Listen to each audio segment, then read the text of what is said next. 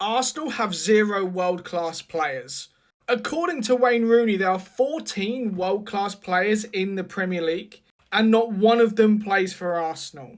And you know what? It makes perfect sense. Because being top of the Premier League table after 26 games just means that Arsenal's full of mediocre players. Finishing above the likes of Bayern Munich, Liverpool, Real Madrid, Barcelona, Man City, first in the Champions League table also means your team is just full of mediocre footballers. And what I find funny about this whole situation is that he's an ex-Manchester United player.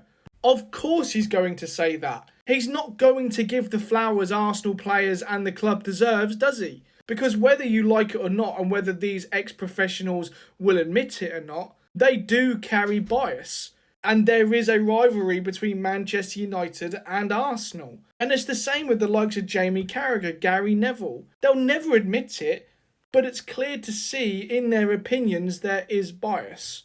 And I find it funny because David Raya has been the best goalkeeper in the Premier League for the past 2 seasons. Saliba and Gabriel have been the best 2 centre-backs in the Premier League for the past 2 or 3 seasons. Declan Rice speaks for himself. And Bukayo Saka has only been one of the best wingers in world football for the past 3 or 4 seasons. Granted, his consistency this season's been lacking, but there's no arguing how good he's been for Arsenal and England the past 3 seasons. I just don't get the logic. How can you be top of the Premier League table, beating the likes of Bayern Munich 3-1, whilst finishing top of the Champions League table, suggest that you have no world-class players?